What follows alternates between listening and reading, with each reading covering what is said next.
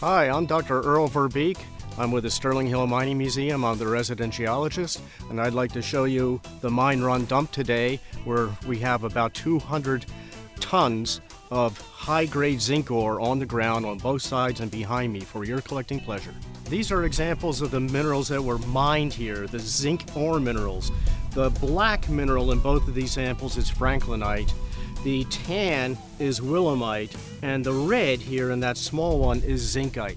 The other reason people come here to collect, of course, is for this area's fluorescent minerals, and I have just two of many examples in my hand. The small one is franklinite, which does not fluoresce, but that white mineral is calcite that fluoresces brilliant orange-red, and that tan orange mineral there is willemite, and that'll fluoresce very bright yellowish green. So that will be a spectacular fluorescent specimen.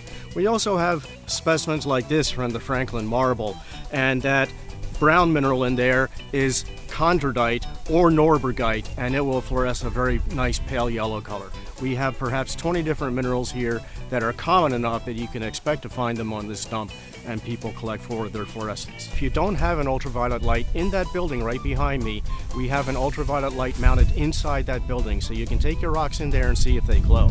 If you wish to purchase an ultraviolet light, we have a good selection of them in the gift shop from very inexpensive to top of the line. We recommend if you're going to collect on this dump that you bring a good hammer with you. We do not allow claw hammers because these rocks are very, very hard, and the claw hammers will just bounce right off and they may even break. So at a minimum, we recommend a hammer like this or a 40-ounce hand sledge. For some of the bigger rocks, you may even want a long handle sledge. A chisel might come in useful for some of the rocks. You probably also want to bring a carrying bag, although we do supply plastic bags to carry the rocks with you.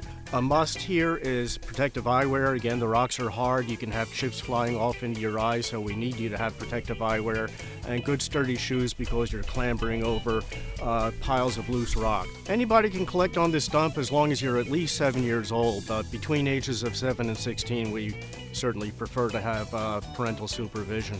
The dump area is open from 10 in the morning until 3 in the afternoon, so any day we're open, come on here. You do not have to make a reservation at all, but this is separate from the tour. So if you take the tour, you do not get admission to this. This is a completely separate venue.